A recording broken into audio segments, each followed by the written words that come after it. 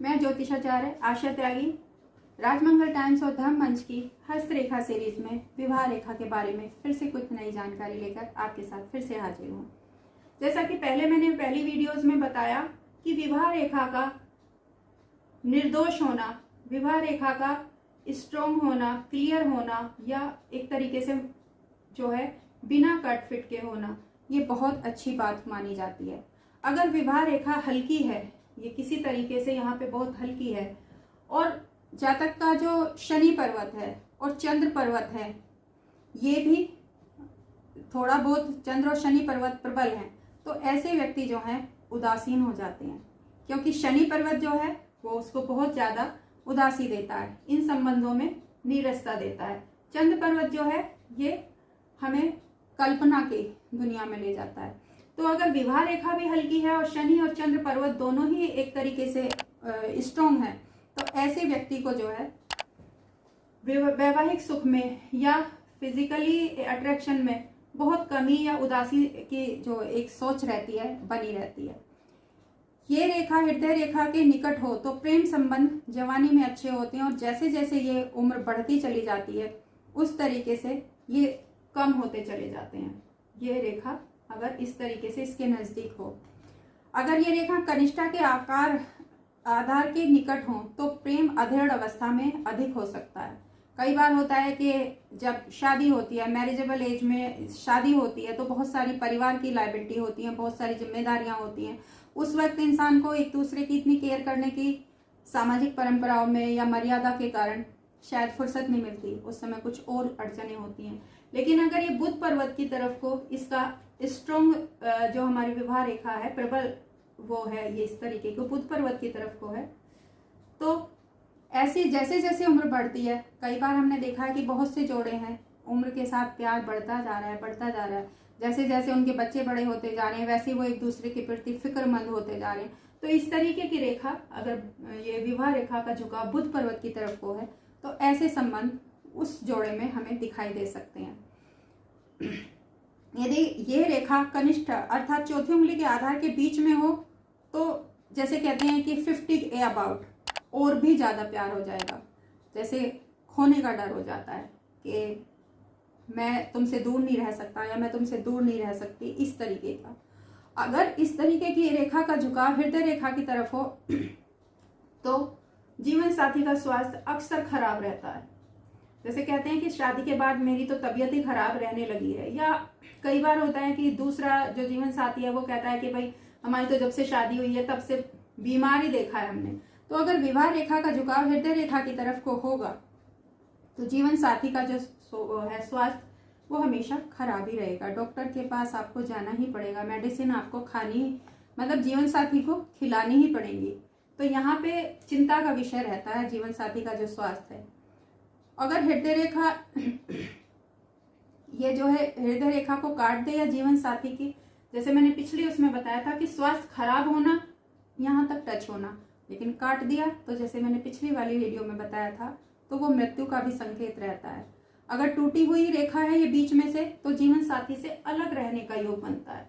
अगर ये बीच में से अपने आप ही डिवाइड है, बीच में से कोई कट दिखाई दे रहा है कि आगे बढ़ी है लेकिन सेपरेशन दिखाई दे रहा है, इसे तलाक नहीं बोलेंगे, इसे सेपरेशन बोलेंगे। जैसे कुछ समय के कारण मनमुटाव हो गया, बहुत लंबे टाइम तक एक दूसरे से अलग रहने के योग बन गए, लेकिन फिर दोबारा मिलने के भी योग बन सकते हैं। जब दशा गोचर इस तरीके की आती हैं फिर से जो है मिलने के योग उसमें बन सकते हैं, अगर ये आगे फिर से कंटिन्यू हो रही है तो। यदि विवाह रेखा की थोड़ी झुकी हुई हो, विवाह रेखा हृदय रेखा की और थोड़ी सी झुकी हुई हो तो उसे शुभ लक्षण समझना चाहिए। थोड़ी सी झुकी हुई हो मतलब इसे टच नहीं किया है, थोड़ा ही झुकाव है, तो इसको हम शुभ कह सकते हैं। ऐसे जातक का विवाह सुख जो है वो सौभाग्य का प्रतीक होता है और दंपति में प्रेम भी अधिक रहता है। ऐसे लोग जो हैं एक दूसरे के प्रति फिक्रमंद भी होते हैं और आगे चलकर उनमें उम्र के साथ साथ जैसे मैंने बताया पहले जो लगाव है या अफेक्शन है वो बढ़ता ही चला जाता है। तो ये झुकाव होना हृदय से हृदय रेखा की तरफ को ये एक शुभ संकेत है। ये हमारी हृदय रेखा की तरफ को, लेकिन इसे टच करना उसके लिए जो मैंने पहले बताया है। यदि विवाह रेखा के साथ कोई और रेखा एक साथ या पतली रेखा समानांतर में चल रही हो तो ऐसा जातक जो है अपने हस्बैंड के साथ या अपनी वाइफ के साथ एक तरीके से जीवन साथी के साथ धोखा कर सकता है। समानांतर का मतलब ये है कि ऑफिस में किसी का, एक घर वाली एक बाहर वाली, या वाइफ भी है तो उसका भी कोई प्रेम संबंध अक्सर बना रहता है कि घर में उनकी जिम्मेदारियां सबके साथ ठीक ठीक दिख रही हैं, लेकिन अगर इसके साथ कोई पैरेलल रेखा इस तरीके से आ रही है तो वहां पर एक प्रेम संबंध बना रहता है। तो निर्दोष होनी चाहिए वो रेखाएं, एक दूसरे से कटी हुई नहीं होनी चाहिए। कई बार होता है कि हम लिव इन रिलेशन में थे और कहीं फिर से उसके साथ संबंध बन जाते हैं।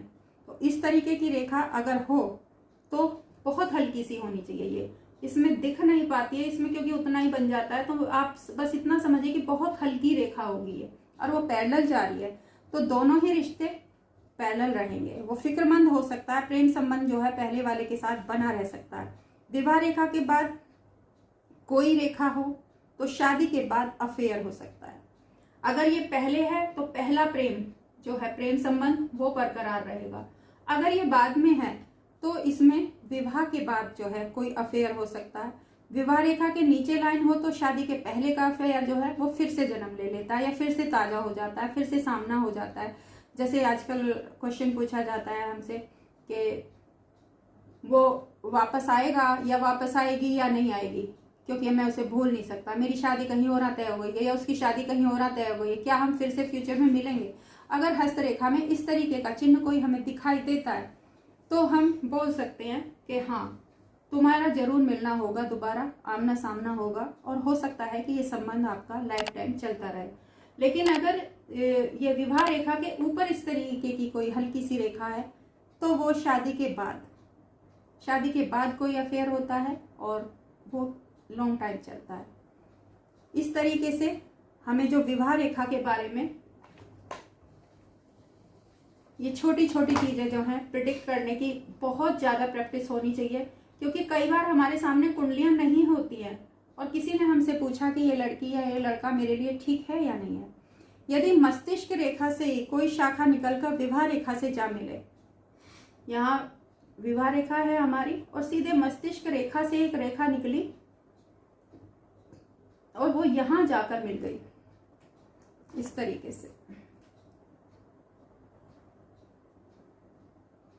विवाह रेखा से इस तरीके से मस्तिष्क की रेखा से कोई रेखा जाकर मिल जाए तो मातृ पक्ष के लोग या मामा नाना, क्योंकि ये मस्तिष्क रेखा है, ये मायका है या कुछ भी बोले, मातृ पक्ष की ओर से जो अड़चन है या जो होता है हस्तक्षेप के कारण संबंध खराब होते हैं। कई बार हालांकि ये रेखाएं आजकल ज्यादा मिलने भी लगी हैं और ये रेखाएं मिल भी इसलिए रही हैं कि ज्यादा अड़चनें डाली भी जा रही हैं।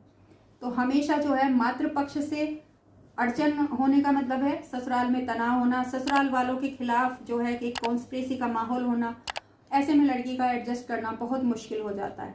तो ऐसी रेखा अगर किसी लड़की के हाथ में पाई जाती है, आपके पास मैच मेकिंग के लिए आती है या फिर आपके पास आफ्टर मैरिज भी आते हैं, तो आप आराम से बोल सकते हैं कि मातृपक्ष से थोड़ा सा संबंध दूरी से बनाएं। अगर आपको ससुराल में ठीक से एडजस्ट होना है, अपने वैवाहिक जीवन को ठीक से चलाना है, तो आपको मातृपक्ष से दूरी बनानी ही पड़ेगी, क्योंकि ये किसी भी सूरत में सुखदायी नहीं है। ये विवाह को प्रभावित करेगी, विवाह को तोड़ेगी, विवाह में कलह करेगी और कोई भी लड़के वाला इस तरीके का हस्तक्षेप बर्दाश्त नहीं कर पाता, क्योंकि दोनों की सोच में कुछ ना कुछ डिफरेंस होता है। लड़की को भी ढलने के लिए थोड़ा समय लगता है, लड़के वालों को भी अपनाने में थोड़ा सा टाइम लगता है। कई बार लड़के की इतनी सारी मजबूरियां हो जाती हैं कि वो चाहकर भी एकदम से न्यूली मैरिड लड़की के अबाउट नहीं बोल पाता, लेकिन धीरे धीरे परिस्थितियां संतुलन में आती हैं। उसे समझने के लिए थोड़ा सा टाइम चाहिए, वेट एंड वॉच। तो इस तरीके का अगर आपको दिखाई देता है किसी की हथेली में ये योग, तो आप बोल सकते हैं कि मातृपक्ष से दूरी बना के रखिएगा, आपका वैवाहिक जीवन सुखद हो जाएगा। तो ये थी विवाह रेखा के बारे में थोड़ी सी जानकारियां। अगली वीडियो में और कुछ जानकारी लेकर मैं फिर से हाजिर होती हूँ। तब तक के लिए नमस्कार, धन्यवाद।